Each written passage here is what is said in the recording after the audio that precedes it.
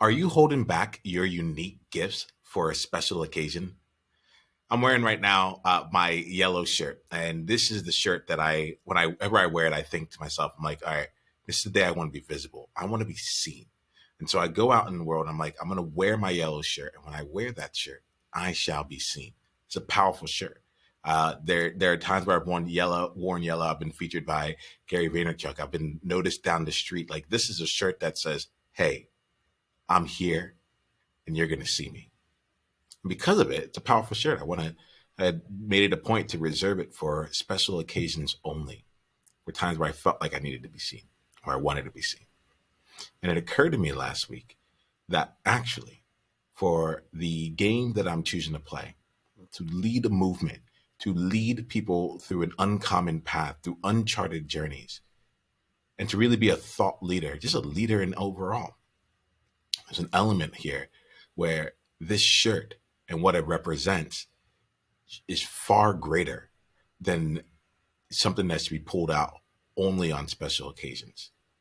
What I realized is that actually I should be wearing this shirt more or less every day. Every day there should be an element of visibility. Every day there should be a place where the gift of something I bring to the table can have its space. Every day I should be looking for opportunities to change the space and area around that I'm in such that it can be seen and the impact can be felt. And it got me thinking, if I'm over here, there's this powerful shirt and I acknowledge and know its power, and yet I put it away to the side. What other unique gifts am I reserving for special occasions? Another way I'm thinking about is, how else am I holding myself back until or unless something critical or crucial takes place? Look, I grew up with Dragon Ball Z, and right now I'm thinking about a specific moment that occurred in that. It's an anime. There's a cartoon anime, and there's a specific moment that occurred in that storyline where the main character Goku and his son Gohan went into what they call the hyperbolic time chamber in order to train. Right. All that being said, when they came out of their training environment, they came out in basically a super powered version of them. They call it Super Saiyan.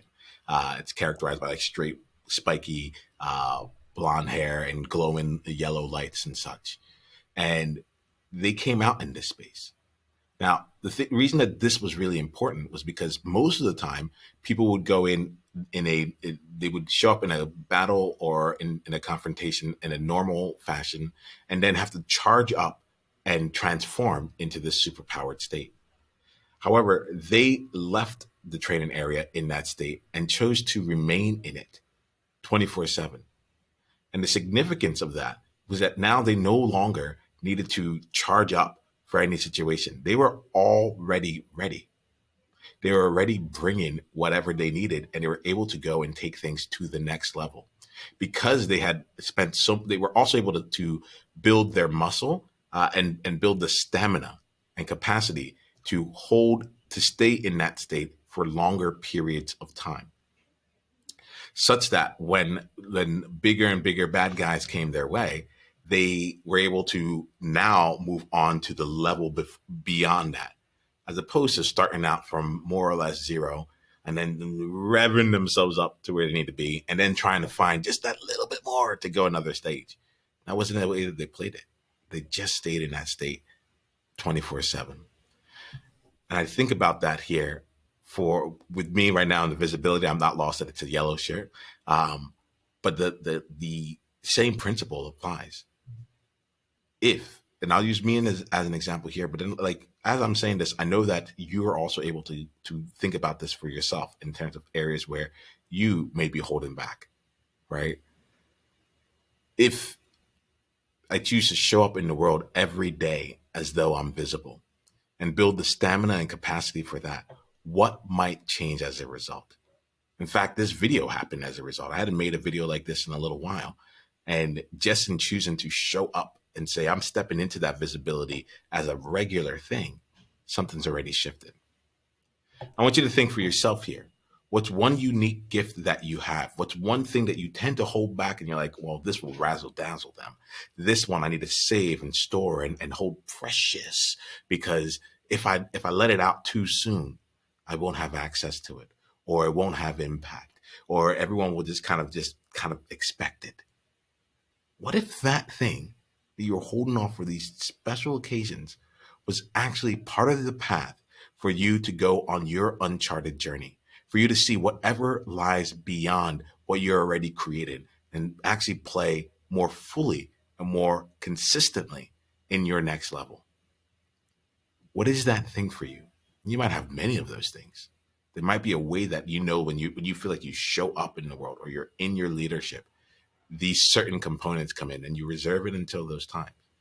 I'm going to invite you to just go Super Saiyan, to unleash that for yourself and allow yourself to just show up in the world with all of your gifts constantly available to you, so you can see what lies beyond that. That's the journey I'm on. And that's the journey that several of the other trailblazers are on together.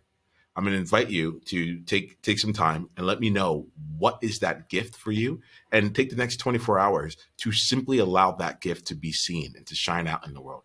Whatever it is, that thing that you hide, take 24 hours to just shift it around and just make that day a very special occasion, and see how that works.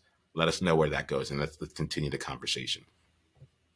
I'm specifically working, I lead a movement, the World Joy movement, and it takes these World Joy trailblazers who are interested in using the things that make them different in order to elevate the future of humanity, whether it's in their workplace, whether it's in their families, whether it's through their business, or through leading a movement, an impact movement of their own. And one of the things that we look at is how they can be more visible, A, and B, how they can take their unique gifts and leverage them on a regular basis to get disproportionate results. If you're interested in finding out more about your unique gifts, if you're interested in being in an environment and a container that's going to accept nothing less than you showing up fully each and every time you're amongst our company, then I invite you to come and join us inside of the Courage Gym. You can get an opportunity to come and find out more about the Courage Gym. Actually, it's not about information, it's about experience. To come and experience the Courage Gym with us by going to niiamah.com/be-our-guest and come have a guest experience of the Courage Gym. You'll meet some of the other members of the gym. You'll find out more about that, and you actually get a chance to experience what it's like to be in that gym. And if it's something for you to continue on, great, it's available to you. And if not, we'll see you here in another video, or we'll see you in another place here, because we got your back. See, the thing is this: you got this, and we got you. Journey on. Hey, Niiamah here. Hit the subscribe button if you haven't yet, and then go ahead and leave one of your insights from today's video in the comments below. If you're looking to take this deeper, you can go and watch another video, or you can go to niiamah.com/tribe to get exclusive invitation to our tribe member only events. I'll see you soon.